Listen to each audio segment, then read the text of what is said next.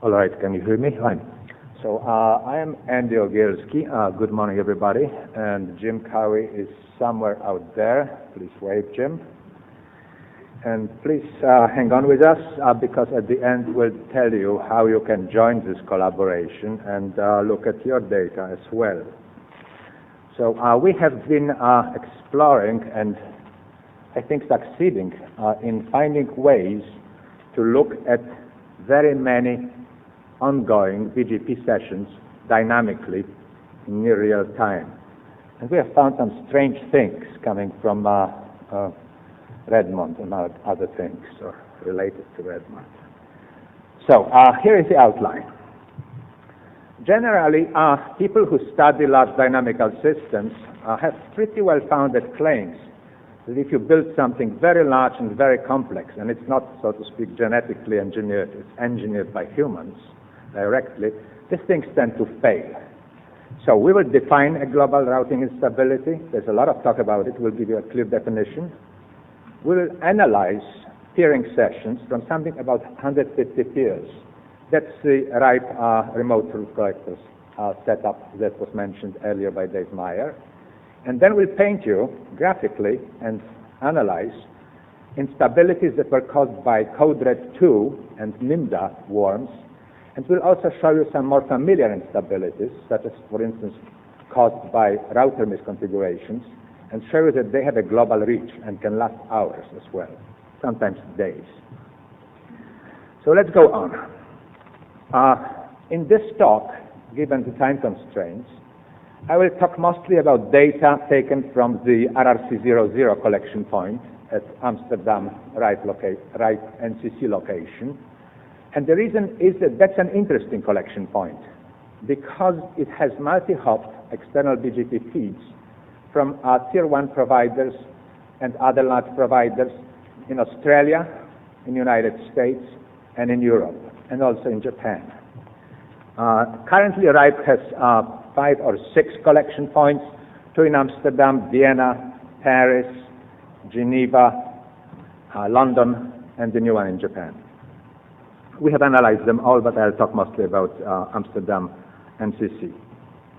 So anyway, for people who look at traffic, it's customary, so to speak, to look at the rate of message arrivals and then do various things on it. For BGP, it doesn't quite work. I mean, you can see big spikes. Here we see at 30-second bins, so occasionally collecting all message traffic to the RRC00 collection router, we may get something like, 50,000 or 100,000, say, messages coming from 12 peers per minute. They are big spikes, but they are not terribly informative, right? We really have to look what's inside, because that's where the meat is. So let's look at a different way at the same set of messages that I showed you. Again, aggregated. That's from the point of view of all BGP messages coming to the router. Now I plot it on a logarithmic scale. Look carefully. And notice what happens. It sort of goes da-da-da-da-da. If you look carefully, you would see weak diurnal cycles. Kind of cool, okay? People screw up with the net and they go to sleep. And then on September 18th, it goes like kaboom, okay? In 2 hours, there is about 20-fold growth, and if you look more carefully, it's exponential growth in the rate of prefix announcements. And then it lingers and sort of slowly, exponentially decays over 4 days. Now, that's bad, but at this level of aggregation of data, we can't tell if it's global or it's just some local problem, okay? And we have to tease the data apart at a much greater level of detail. So what we will look at, we'll start looking at behavior and correlating data among various peers at different peering points. We'll look at, is there something specific about origin ASs, say, that causes instabilities? Are there some special sets of prefixes that cause instabilities? Are there some special prefix lengths that cause instabilities? And then we'll also look, hey, maybe the route lifetimes change a lot, and we have a lot of very short-lived routes during instabilities, and otherwise everything is fancy-dandy. And that's sort of a big picture of how we analyze the data. And again, I will not show you everything. We can sit down after the talk time permitting, and go over some details.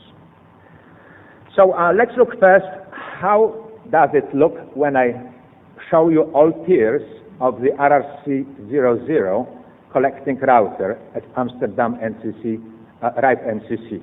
I will explain how to read these plots, because I will go through them several times. First of all, the x-axis, meaning horizontal, is just time. I hope you can see that this shows the week from September 10th, actually more than a week, 10 days from September 10th through September 20th. Thank you very much. Actually, I prefer not to exactly maybe show, because people in the back may not see. But this is the time axis, okay?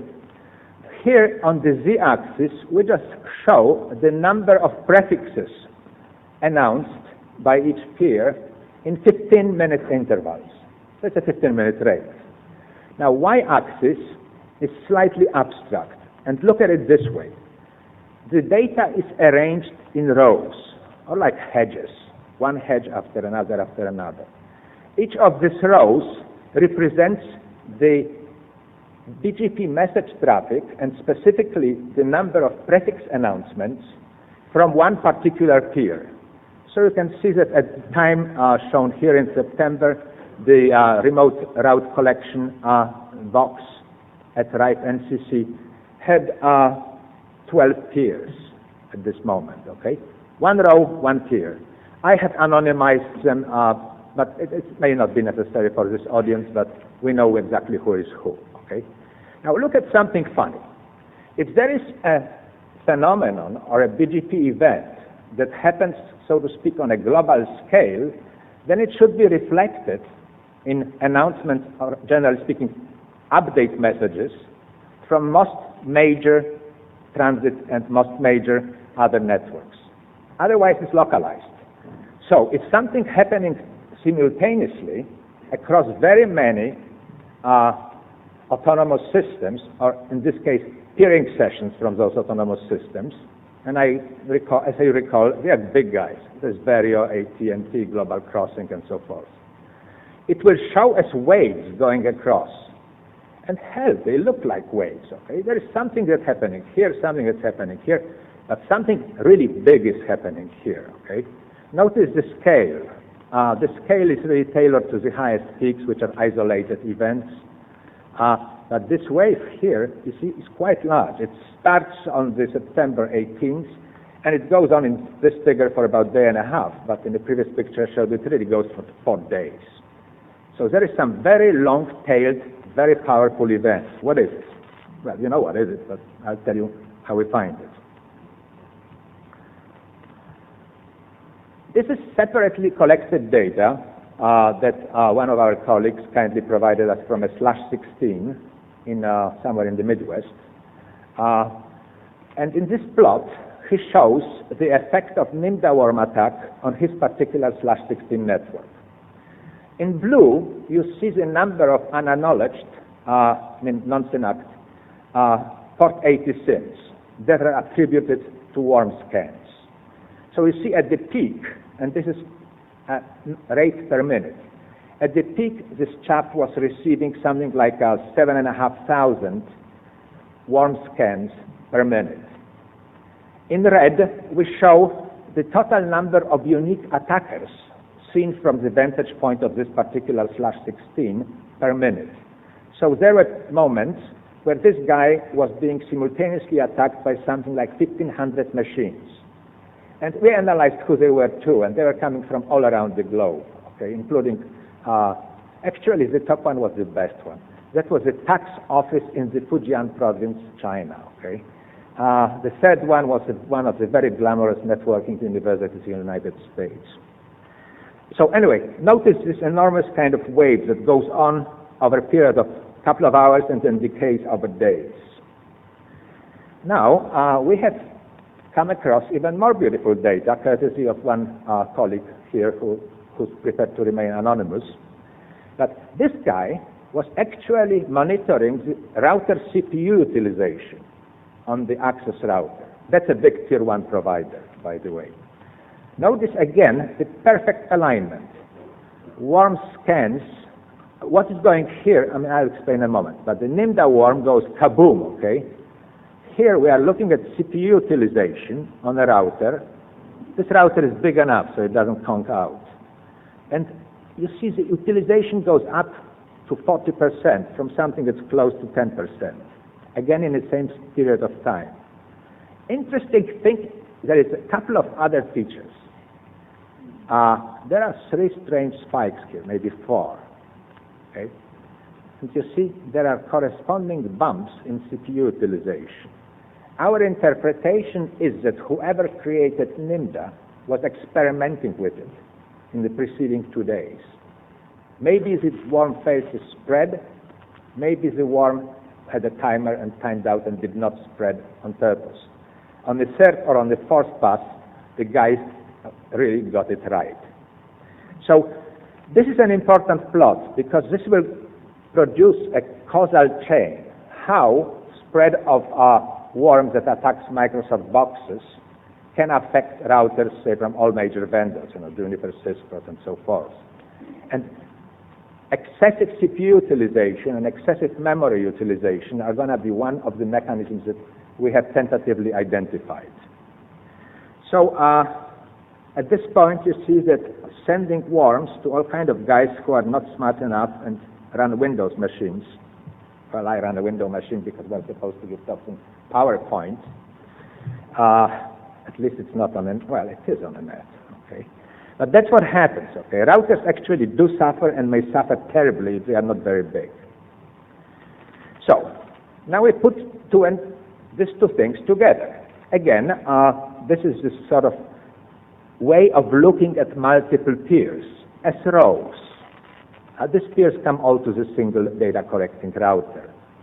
Instead of showing announcements, as in the previous plot, here I show prefix withdrawal rates. So you see that there is a big wave of prefix withdrawal rates that again coincides with the onset of Nimda spread.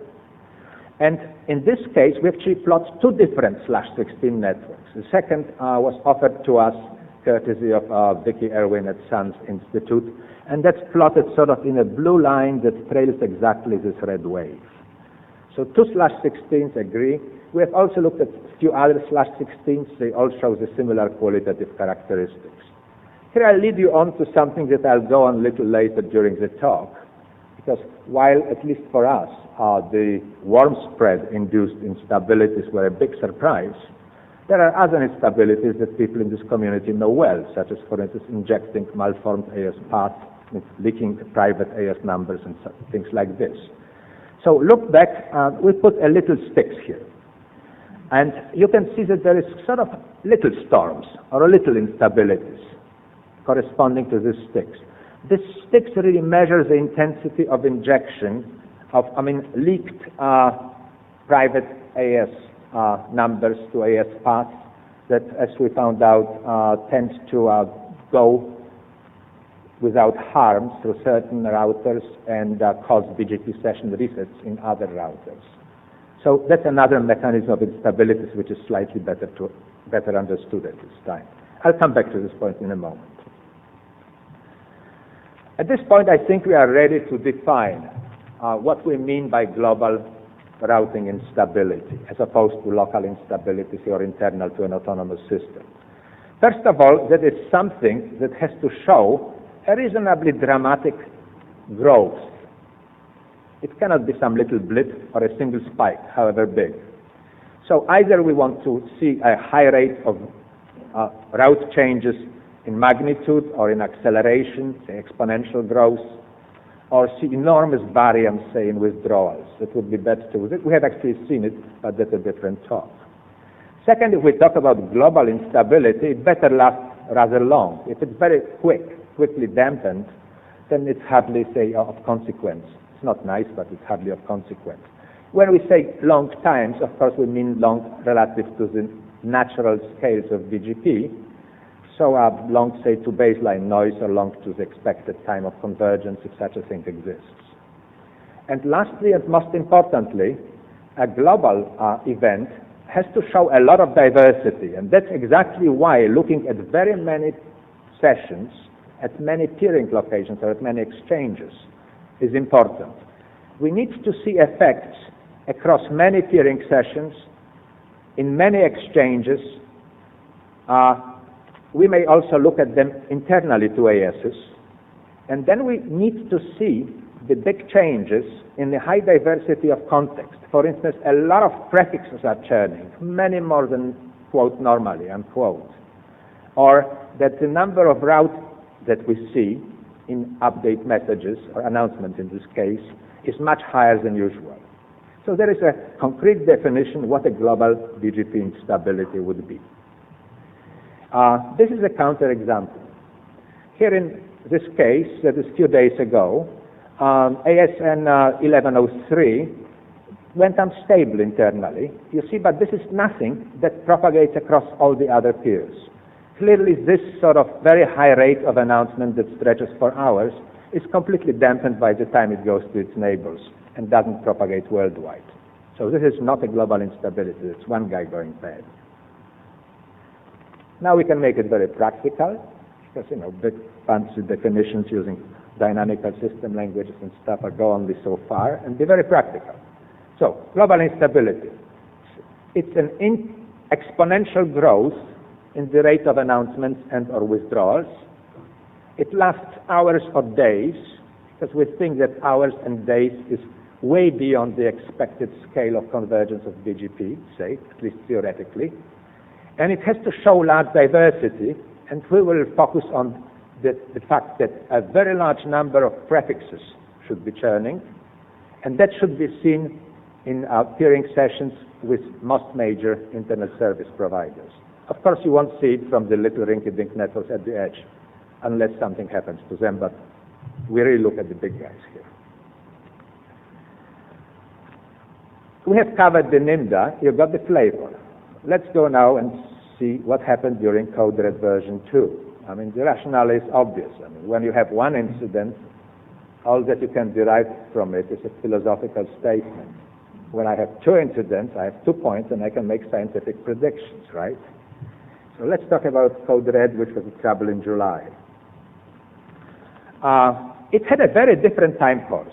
Here we show the aggregate prefix announcement rate shown at the RRC00 router in Amsterdam. Okay? Again, each dot is a count of prefix announcements in 30-second intervals. So you see it kind of goes daily cycle, and then daily cycles, those kaboom, 10 factor of 10 up. This is logarithmic scale, so straight line means exponential growth.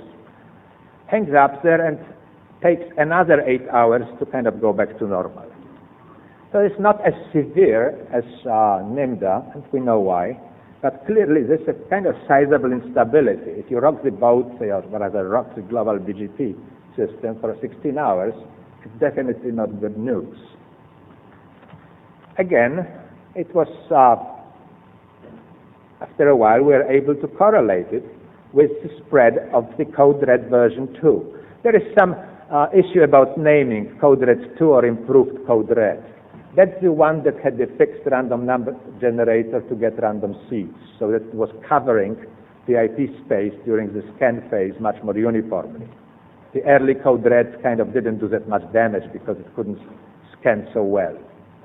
So again, we see extremely rapid exponential growth.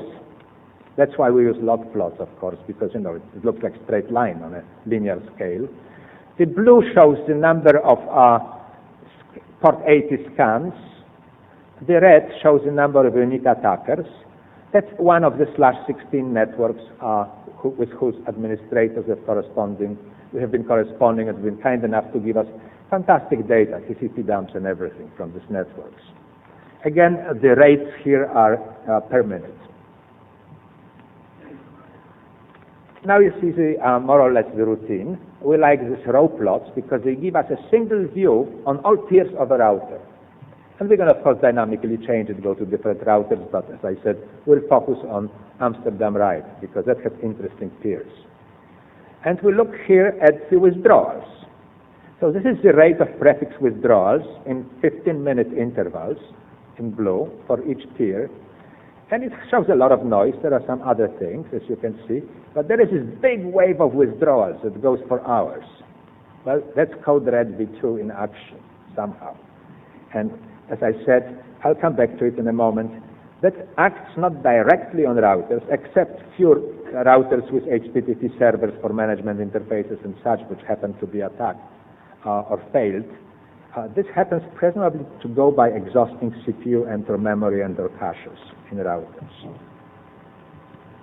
So, we have gone through pretty detailed analysis of how it breaks down into prefixes. You know, are there some special prefixes that fail more than the others? Are there some peers that are failing much more than the others? Are there some routes that churn much more than the others? The answer is no. The worm attacks did not cause any localized damage. Say, I would say, oh, tier 1, say, provider XYZ fell on the floor, okay, and it created global ripples. That would be a localized event for us. Here, this worm-induced attacks essentially cause BGP session failures worldwide, everywhere, and it's very hard to pinpoint any specific location. It's almost, you know, you look at all prefixes started churning, okay? And that's a separate talk again. A little of explanation, and I would welcome your feedback, because we are not operators, and we are, of course, not tier 1 operators, okay? So here is how we understand, I'd say, this distinction between global instabilities caused by massive edge failures, perhaps, such as induced by the worm attacks, and core failures. First of all, if we look at the dynamics of BGP messages, as seen through, say, the changes in the rates of announcements, changes in the rates of withdrawals, changes in route lifetimes, the worm-induced instabilities don't look at all like effects that were well localized and well discussed in the Nanot mailing lists, such as cable cuts, power failures in telco hotels, Baltimore tunnel fire, or the attacks on World Trade Center. They have created effects, and we have seen it yesterday in some talks, and they've been publicized on the net, but these are not global effects. They're fairly localized effects. We have done a bit of research, maybe not more than a bit of research, trying to understand why BGP sessions can fail. Generally, and I really would welcome email to us or remarks after this talk, we have identified 3 primary causes. Router CPU overload, that's similar to the plot of router CPU activity that I have shown you earlier. Routers running out of memory or cache overflows in other routing gear, and software bugs, as usual. Okay. We have received a lot of emails from people whom we never knew, who were extremely helpful after we got slashdotted following this posting of these preliminary reports. People were addressing issues such as traffic intensity. I'm slightly dubious myself. I'll tell you in a moment why. I mean, even if you sit at the end of T1 and are as strongly attacked as this guy in the Midwest whose /16 I showed you, at the peak you received something less than 200 SYNs per second. I mean, this is not much. This is not enough to kill a T1. Second, traffic diversity. We think that this is a very strong suspect, okay? By diversity, I mean very large number of flows, very number, say, of source destination IP pairs, orders of magnitude more than usual. Then there were documented cases of HTTP servers and routers going bad when their management port was directly attacked. There were failures in network gear, in particular DSL routers were failing when transmitting worm attacks. There is a very interesting possibility of exporting from the inside of ASs the route flapping that may have been induced by ARP storms, net problems, and all kinds of things like this. And lastly, we also know from anecdotal reports that quite a few folks just pulled the plug during worm attacks. So that, of course, disconnected the BGP sessions. Summarizing, say, primary causes of the worm attacks. At this time, we think that the traffic diversity was perhaps most likely cause of router failures. Again, by traffic diversity, we mean that, say, if normally a router, say, on the input sees, I don't know, maybe 5,000 flows on the average, and then out of the blue it goes to 100,000 flows or 500,000 flows, that would be a big discontinuity, would put a lot of stress on the router. There may be net problems if a router doesn't net. We know of many documented instances of ARP storms caused by scans to non-existing machines. And actually this network, one of these networks that I showed, the /16s, we have also computed the number of addresses probed within /16. It was about 95% of the available IP address space in the network for 4 hours in a row during code red. I mean, these worms were good, okay? Second, routing traffic itself. That's a very interesting thing because that would be a failure sort of that involves BGP directly, and as well as router architecture and router operating systems. It seems that when the root updates and BGP updates come at extremely high rates at a BGP session in a router can essentially stop processing those. May reset the session, maybe something else happens. Lastly, it is not excluded, although we think it's somewhat less likely, that traffic intensity alone was enough to cause drops of BGP messages, and the sessions were timing out. Let me switch gears. Let me contrast now the worm-induced instabilities with the instabilities with which all of you are familiar and which appear on the NANOC mailing list on and off. Well, I'll show you that they don't appear on the mailing list frequently enough, because it's a lot of that. That's an explanation that we understood talking to people, let's say, on the NANOC community. I have not experimented myself with this, so please correct me if there is some problem here. But roughly, somebody misconfigures a configuration, starts announcing a private number. There are routers in the world that ignore this and just propagate these announcements. That's not what RFC requires. Other routers will see, oh man, I have to contain this thing, and they reset the session. How widely an effect like this may propagate, to some extent depends on what are the routers surrounding you. Will they contain the private AS number leakage, or they'll propagate it to the world? Interestingly, in most cases, this instability will end only when finally somebody calls the guys who did it, and they reconfigure their routers. Couldn't resist quoting Randy. It's not here. I mean, I'll read it in small print. We have this stick now. Unfortunately, we also have a vendor who ignores sticks. And that's how it looks, guys. This is superimposed on the Code Red v2 worm. So that's what I already explained, this wave of root withdrawals, big time, not root withdrawals, prefix withdrawals, going on July 19th. In the back row, the sticks show the intensity of announcements of this malformed AS path type of announcements. I don't know if you can see, depending on color code, here we have Digital Island, ChinaNet, Time Warmer, and others, okay? Note that in quite a few cases, leakage of malformed AS path causes kind of smaller in intensity, but quite long-lasting BGP storms or global instabilities. I'll show you a few more examples. That was a particularly bad one. Without naming names, this comes from, our defenders. That comes from DOD, one of the ASs.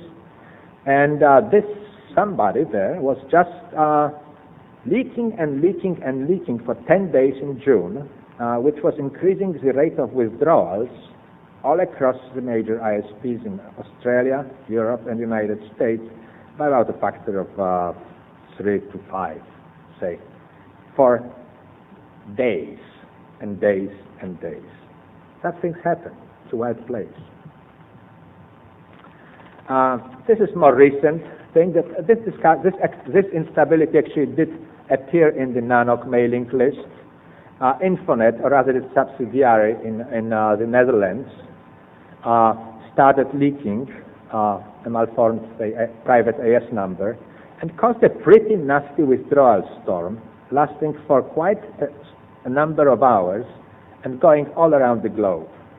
And there are several others here. We show ChinaNet again, Sao Paulo, which we track back to something like the Brazilian National Science Foundation, which they do a lot of damage all the time. A little bit from net access here, which luckily didn't spread globally, and so forth. So, how should I summarize this? In our view, and I'm really not showing you a lot of our other analysis, which simply don't fit in this time frame, we have barely scratched the surface. There is such an immense amount of information in BGP messages themselves that you can have so many different views on the dynamic state of the global internet.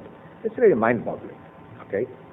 Second, I would say let's now enumerate some truly basic findings here. First of all, globally correlated BGP instabilities are common. They are frighteningly common. Some of them, I think we understand to some extent, and that would be these cases, say, of announcing private AS numbers in AS paths and having this propagate and reset BGP sessions. Other effects were unexpected and are somewhat disturbing. This was the Nimda and code red effects. And clearly there is an enormous amount of stuff that we can do with this. I think that I should wind down. I want to say a few words more at the end. Some people should receive credit for this. First of all, early analysis was done with DJ Premor, who some of you may know, and Triguan in our place. Our thanks to Henk Eiterwal, who set up the RIPE Routing Information Service. We have received the /16 network data from Vicky Erwin at SANS, Ken Eichmann, and Vern Paxson at Assyri. Many thanks to people who are present here and to others who are not here for sending us lots of anecdotal reports, which by themselves were just anecdotes, but when we look at them all together, provided a pretty compelling picture of what could be the causes of global instabilities during the Nimda and Code Red. And finally, I mean, we really enjoy talking to our friends Tom Griffin and Dave Donahoe, and thanks to them as well.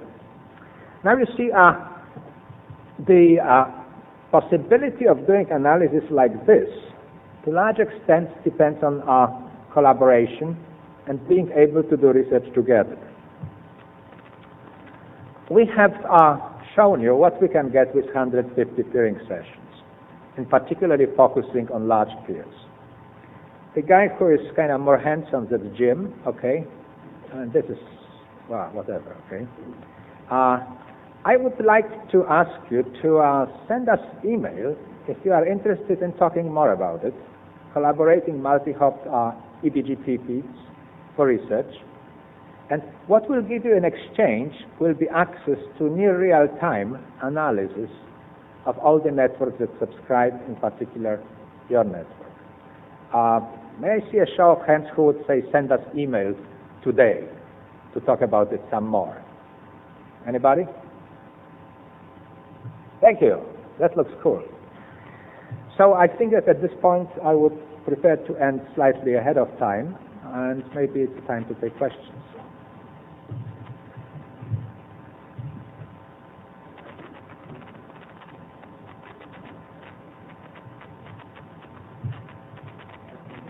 Yes, I'm taking questions. I have full 5 minutes that I earned by speaking fast. I'll just make it a really quick one.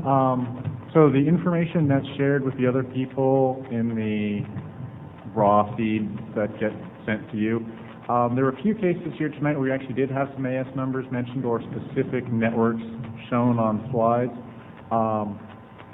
is the information that's shared among anonymized at all? Do you say, okay, we're seeing global instability right now coming from a network, or do you say, AS such and so is causing problems, go yell at them?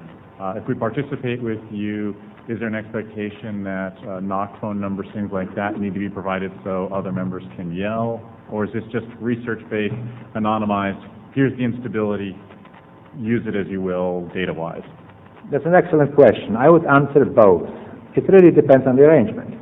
Some people who are interested, say, in the dynamical properties of BGP, protocol developers, may very well live with anonymized things. Some people who subscribe and receive in exchange the data may, for instance, see their own data in the clear, but other anonymized, or maybe pools of people, and that would be my personal wish, if pools of people come and say, hey, we don't mind if you see our problems and I see your problems. So I think of a kind of an onion of groups with different privileges, and say a general public essentially seeing just a global, totally anonymous view.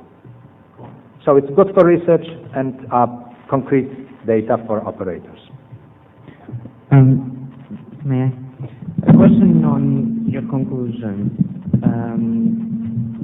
You talked about a sudden increase in number of flows, and you thought that could potentially create instability in routers. And I would like to ask, why do you believe so? I mean, any modern router does not forward based on flows.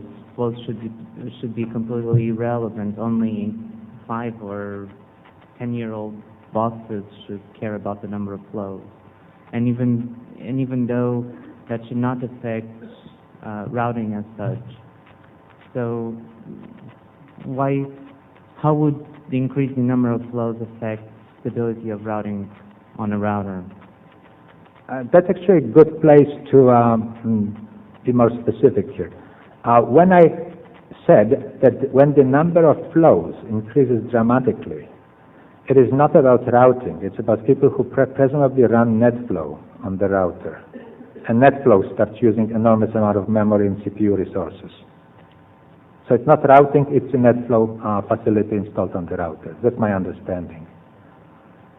So the NetFlow gets out of control and makes the router control sleep over and die? You see, okay, this is maybe kind of a place to make a one-line hypothesis, followed by, let's say, a question to the equipment vendors.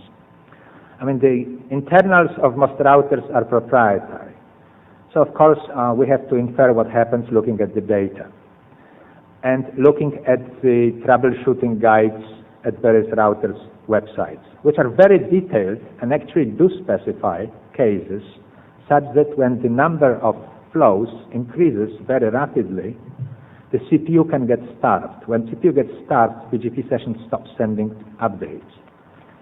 So here I literally rely in this claim on the basis of troubleshooting guides available on the websites of the major router vendors. I mean, I have not done those measurements myself. Okay. Another question? Let me just make one comment on that.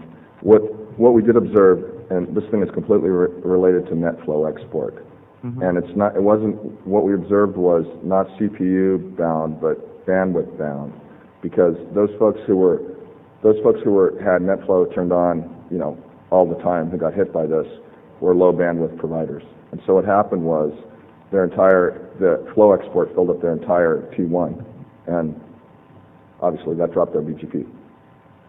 That's what happened. Thanks, Dave. Yeah. That's a very interesting data. Another question I would like to raise is concerning, so you're measuring number of withdrawals in terms of BGP, when you consider BGP instability. Did you try to go into more specific what these withdrawals means? Because sometimes the fact that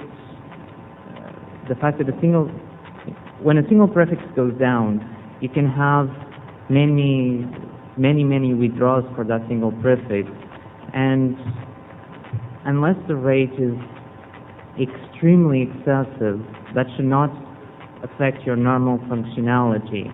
I mean, do you think that during that high level of withdrawals, you're not going to have service for a valid update? Okay, so I said it and I repeat it very carefully. We do have capacity of monitoring individual prefixes, okay, over long times.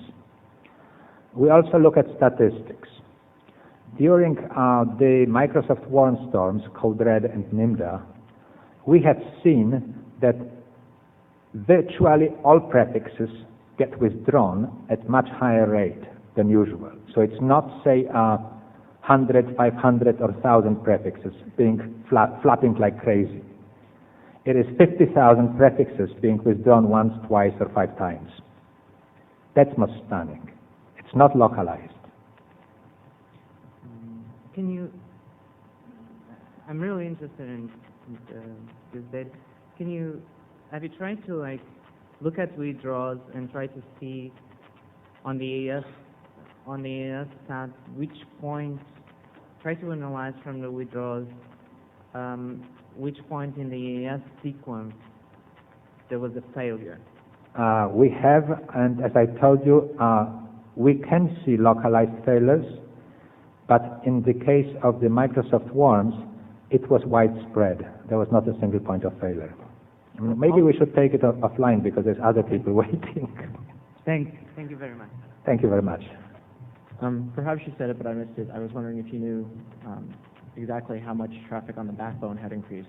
I know that edge providers had problems with their T1s and stuff, but was there a large influx on the backbone? Okay. T12s still up. I think that the people in the audience know much better. We have generally assumed from the relative quietness of mailing lists that major backbones did not really notice much of the worm attack. Notice that Code Red and Nimda do not generate unbelievably large volumes of traffic by transferring files, mass mailings and things like this. They are really self-propagating worms, and the most of the traffic you see is scans, just port 80 SIMs, okay, that are not answered, followed by TFTP to get the body of the worm, and then everything starts again. Incidentally, both during Code Red and Nimda, Keynote went on records in multiple publications, worldwide, saying nothing happened to the Internet at all during the worm propagation periods because we measured the backbone and backbone didn't show anything. Well, this is a backbone community, but there is an alternative point of view that users really matter and customers are at the edge. And it looks like customers were suffering very big time. So that's the summary of all anecdotal stories we got by email, plus the plots that I have shown today. Okay. One other comment. If you care with Akamai, we'll give you chocolate and data. Thank you.